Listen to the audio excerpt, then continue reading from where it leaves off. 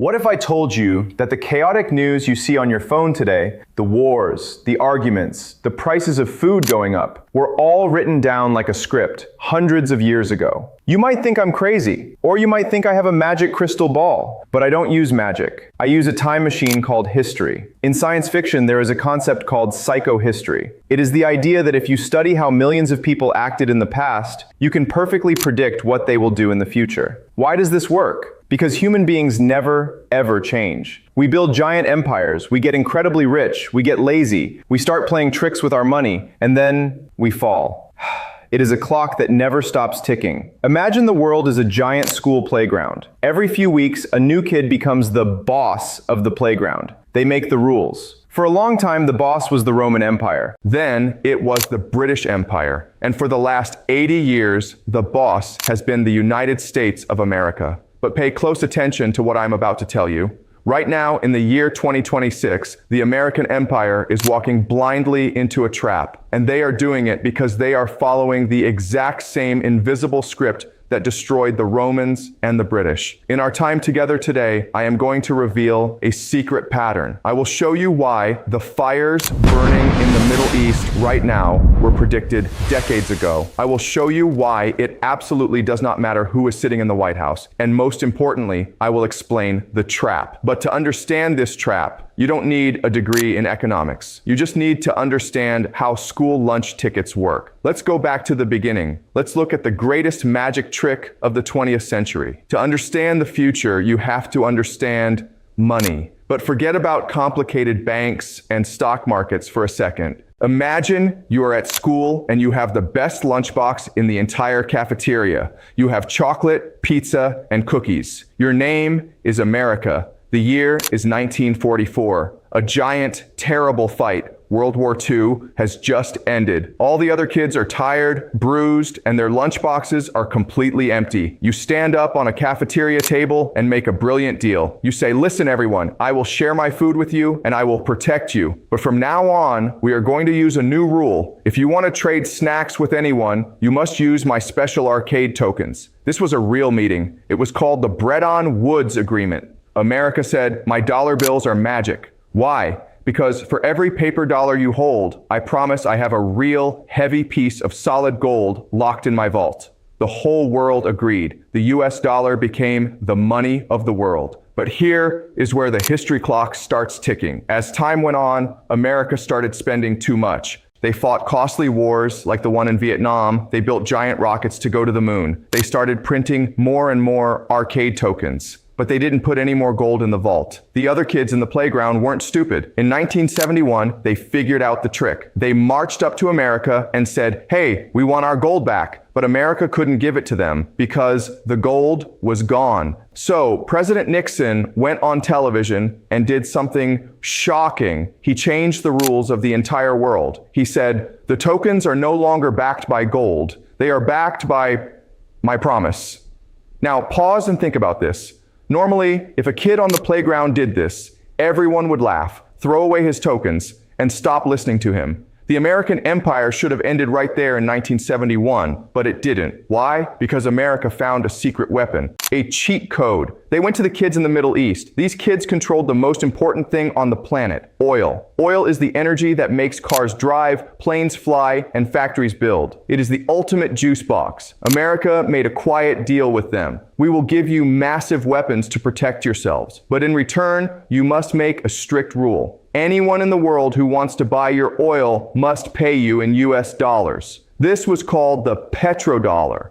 It was an act of pure genius. Now, every single country on earth had to work hard to get American dollars just so they could buy the oil they needed to survive. America didn't need gold anymore. They had trapped the whole world in their system. But there is a dark side to this magic trick. When you have this much power, a sickness starts to take over. And that brings us to the biggest mistake America ever made. When everyone in the world is forced to use your magic tokens, you realize something very dangerous. You realize you don't actually have to make things anymore. Let's go back to our simple analogy. Imagine you are famous for baking the most delicious cookies in town. You work hard in the kitchen every day, but suddenly someone hands you a magic printer that perfectly prints money. Are you going to stand in a hot, sweaty kitchen baking cookies all day? Of course not. You are just going to print money, walk next door, and buy cookies from your neighbor. This is a phenomenon called deindustrialization. It's a big, fancy word, but it just means forgetting how to build stuff. Starting in the 1980s and 1990s, America slowly stopped building televisions, phones, clothes, and tools. They looked at the rest of the world and said, let China and Asia do the hard, sweaty work. We will just be the bankers. We will just trade the magic tokens. At first, it felt incredible. Things were so cheap, Americans felt like kings. But psychohistory teaches us a harsh, unbreakable lesson.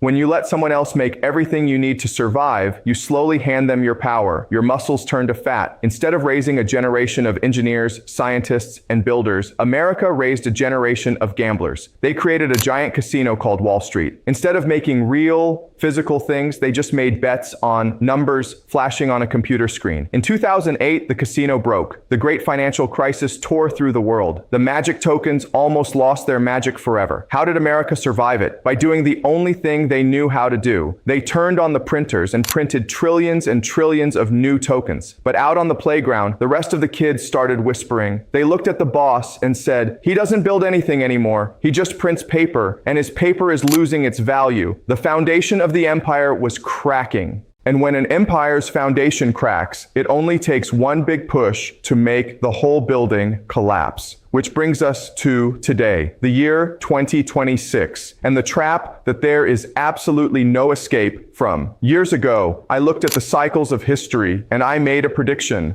I said that a massive, unavoidable conflict would erupt in the Middle East, centered around Iran and the trade routes. And I predicted that America would be dragged into it, kicking and screaming no matter who the president was. People asked me, Professor Jiang, how could you possibly know that? Because of a concept called game theory. Game theory is a mathematical way of predicting how people will act when they are backed into a corner. Imagine you are the boss of the playground again. You are wearing a beautiful, perfectly clean white suit. You are trying to look strong. Suddenly, a smaller kid from across the yard throws a giant ball of mud at you. What do you do? Think carefully, because both choices lead to disaster. If you do nothing, all the other kids will laugh at you. They will whisper, the boss is weak. He won't even defend himself. They will stop listening to your rules. They will stop using your magic tokens. Your power vanishes. But if you get angry and jump into the mud pit to fight the smaller kid, your beautiful white suit is ruined. You spend all your time, energy, and money rolling around in the dirt. And while you are distracted, the other big kids on the playground, like China and Russia, quietly build their own clubs,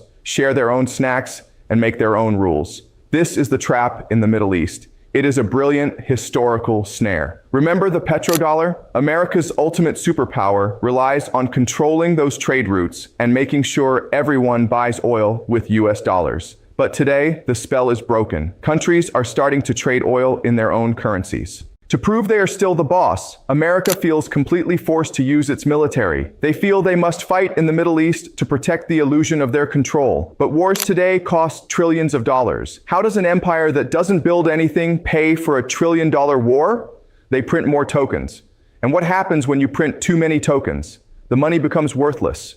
The price for a loaf of bread, for rent, for a gallon of gas skyrockets. This is called inflation. And it is the exact same thing that destroyed the Roman Empire when they started mixing cheap metals into their gold coins. The trap is a perfect circle. If America doesn't fight, they lose their power. If America does fight, they bankrupt themselves with inflation, and they lose their power anyway. They are locked in a room. The room is on fire, and there are no exits. When people hear this analysis, their first reaction is fear. They panic. They think the end of the American empire means the end of the world. But remember the ticking clock of psychohistory. The end of the Roman Empire wasn't the end of the world. The end of the British Empire wasn't the end of the world. It is simply the turning of a page in a very, very old book. kids on a playground. But instead of one kid standing on a table bossing everyone around, they are grouped into different happy circles, playing different games. What happens next is actually very natural and very simple to understand. We are moving from a playground with one boss to a playground with many groups of friends. In geopolitics, we call this a multipolar world. It means there won't be just one magic token anymore.